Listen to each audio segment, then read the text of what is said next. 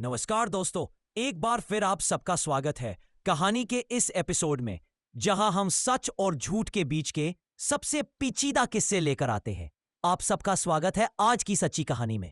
आज की कहानी ऐसी है जो आपके रोंगटे खड़े कर देगी। सोचिए, एक आदमी अपने ही घर के किचन में 1 साल तक दफन रहा और उसी किचन में उसकी पत्नी महीनों तक खाना बनाती रही।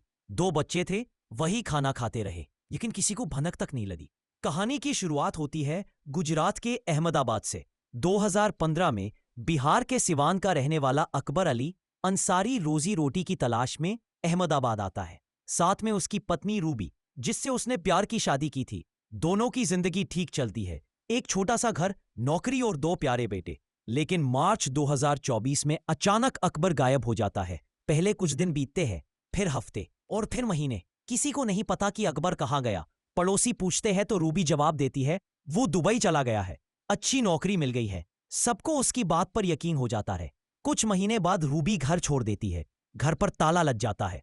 थोड़े दिनों बाद एक नया किराएदार आता है, परिवार सहित वही रहता है, उसी किचन में खाना बनाता है जहां कुछ महीनों पहले अकबर रहता था। लेकिन उन्हें क्या पता, जिस जगह पर वे खाना बना रहे हैं उसी फर्श के नीचे एक लाश दफन है।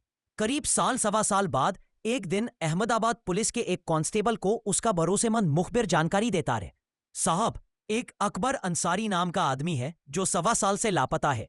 मुझे यकीन है उसका कत्ल हुआ है और लाश उसके ही घर में है। पहले पुलिस को बात अजीब लगती है, लेकिन मुखबिर भरोसेमंद था। जांच शुरू होती है। कांस्टेबल अकबर के पुराने घर पर पहुंचता है, ताला लगा हुआ।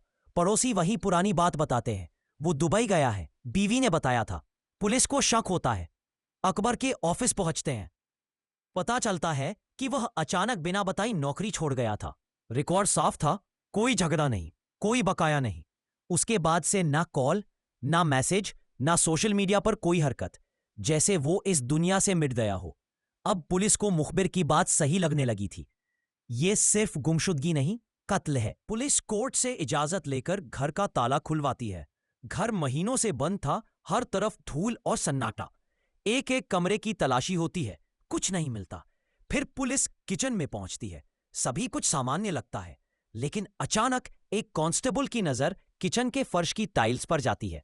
कुछ टाइल्स बाकी से थोड़ी ऊंची थीं, जैसे किसी ने खुद लदाई हो। पुलिस को शक होता है। मजिस्ट्रेट के सामने टाइल्स हटाने का आदेश दिया जाता है। टाइल्स उखाड़ी जाती है, नीचे की मिट्टी थोड़ी ढीली दिखती है। खुदाई शुरू होती है। थोड़ी देर बाद फावड़े से कुछ टकराता है। धीरे धीरे मिट्टी हटती है और इंसानी हड्डियां दिखाई देने लगती हैं।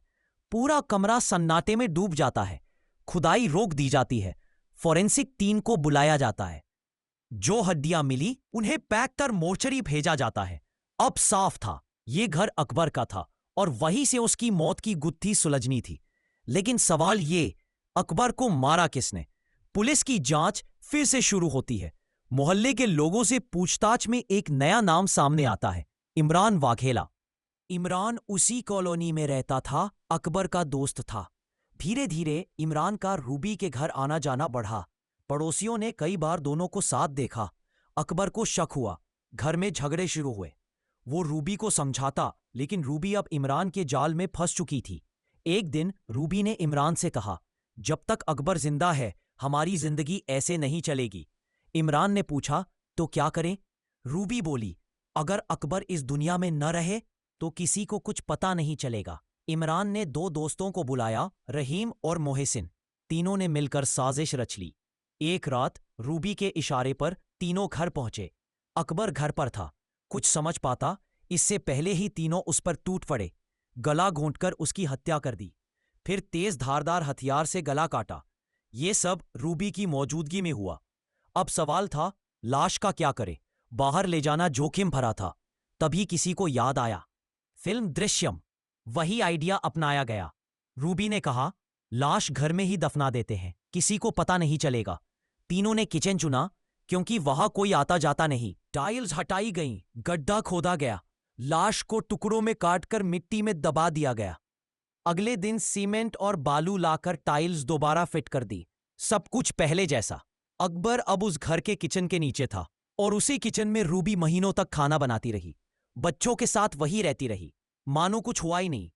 धीरे धीरे डर ने उसे घेर लिया, कहीं सच्चाई सामने ना आ जाए, इसलिए उसने घर छोड़ दिया। कुछ दिन बाद घर किराए पर दे दिया। नया परिवार आया, फिर चला गया, और फिर घर महीनों तक बंद पड़ा रहा, जब तक एक मुखबिर ने वो राज खोल नहीं दिया। पुलिस ने जांच बढ़ाई। सबसे पहले इमरान वाघेला पकड़ा गया। उसके बाद रूबी, रहीम और मोहसिन को भी गिरफ्तार किया गया। पुलिस पूछताछ में इमरान टूट गया। उसने सब कुछ कबूल कर लिया। फॉरेंसिक रिपोर्ट आने पर पुष्टि हुई, वो हड्डियां अकबर की ही थी। 1 साल तक अकबर की लाश उसी घर में दफन रही, जहां कभी उसने अपने बच्चों को पालने के सपने देखे थे, और किसी को भनक तक नहीं लगी। कहते हैं कभी कभी सच्चाई खुद को मिट्टी में छुपा लेती है, पर वक्त के साथ वह खुद बाहर आ जाती है। ठीक उसी तरह जैसे उस किचन की टाइल्स के नीचे दफन अकबर की कहानी। तो ये थी आज की सच्ची कहानी, एक ऐसे खौफनाक राज की जो एक मुखबिर की एक छोटी सी सूचना से खुल गया। अब आपसे मुलाकात होगी अगले एपिसोड में एक नई सच्ची कहानी के साथ। तब तक सुनते रहिए सच या झूठ, क्राइम ऑडियो बुक।